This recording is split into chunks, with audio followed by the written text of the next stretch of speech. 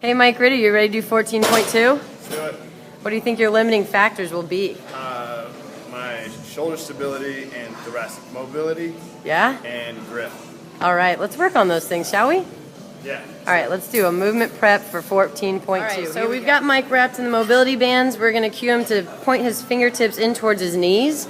And what he's going to do is try to rock back as far as he can, hips to heels, with the heel of his hands on the floor. So as far as he can go.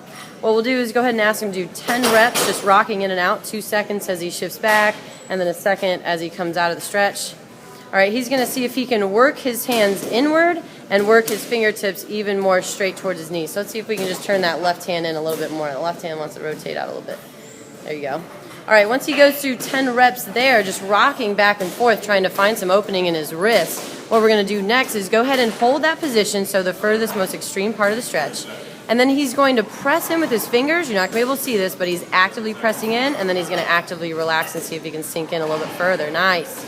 Actively pressing down with his fingers, and then relaxing and see if you can find a little bit more range of motion. That's that contract, relax, that neurological response when we show our body we have the strength to control that range of motion. Yeah, good. So we're in super external rotation of the shoulder, and we're getting that wrist to open up. Nice. Next thing that we're going to have Mike do is just keep the mobility bands on, and he's going to come all the way over to our little handy-dandy band here. He's going to drop down to half kneeling. When he holds onto the band, he's going to make sure he's got a lot of tension, so he's going to grip it kind of high. It's the right knee that goes on the ground, and so now we're entering into, we've got that overhead squat, so we're trying to open up the hips. So while he externally rotates from his shoulder, you can see his internal rotation. Now he's externally rotating. We're getting that distraction.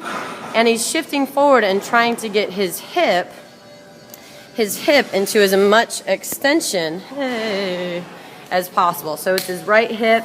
It's a whole opening of his entire torso. And he's going to brace his midsection, squeeze his right glute, and shift forward. Good. So we're going to cue him to do 10 of those repetitions. You can see he's alternating his arm into internal and external rotation, that good position of the overhead squat. And we'll go ahead and have him switch from there.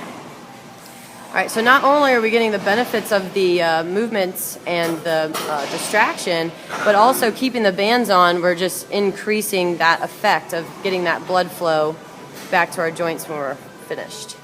Nice. 10 reps. He's working in and out of external rotation, and he's shifting his hips forward. Brace your midsection. Find some opening in the front of that. Right, let's see that voodoo dance, Mike.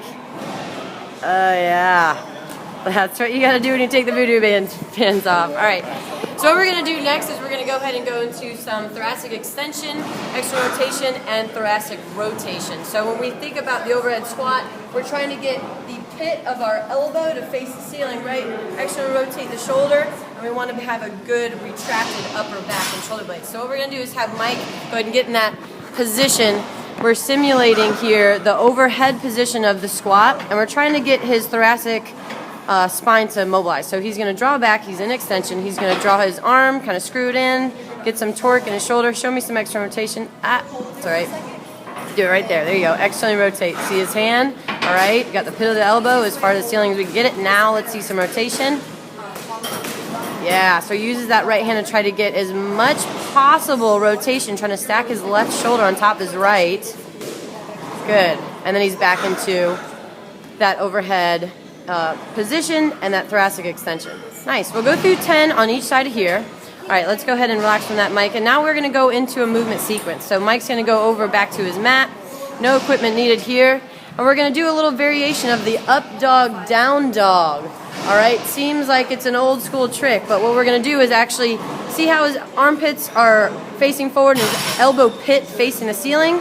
He finds that overhead squat position, and that's where he's going to put his hands, as opposed to fingertips facing forward. So we've got external rotation of the shoulder. And then we're going to work on thoracic extension by pressing his chest as far to his legs as possible, and push your heels down, Mike. Is that as much ankle flexibility you have? Push your heels down. There you go. All right, and then coming out of that, he's going to go keep his hands in the same spot, flip his toes, face forward, and go into up dog.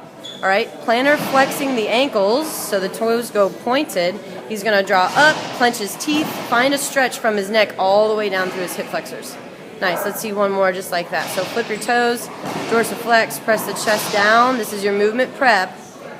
2-second hold, and then go right into that up dog. Yeah. Draw up, clench your teeth, big breath. All right, we're trying to get all the way down through the abdominals and hip flexors. All right, so what we got next is just a little bit of added stability. And so Mike is going to lie down on his back. He's going to hold on to the kettlebell with his right arm. We've done this one before, but let's not forget, in the overhead position, especially when you're holding on to 95 pounds, stability is going to be a huge determining factor of how you do. So we're extended. We've got the left arm overhead, the right arm super strong grip. Okay, grip equals stable shoulder. He's going to go ahead and initiate by kicking his right foot across his body, and he's going to find as much possible rotation as he can so that his arm has to really work hard to stabilize, and he's going to come back to the beginning. Nice. We're going to keep his eyes focused on the bell. Go ahead and kick again so that he has that good body control. All right, so we'll do 5 reps here. Nice. He's trying to rotate as much as possibly can. And then show us a rep without you looking at the bell. So look straight ahead. We're going to keep his spine straight. As if you're doing an overhead squat, we have to have a good enough body awareness and shoulder control to not have to look up at the bar, right?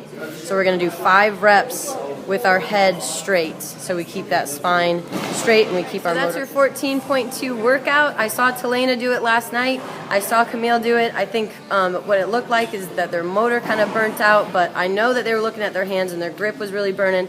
So using the mobility bands to get some blood flow and doing some wrist flexibility will really be beneficial. Let me know how you guys do. Good luck.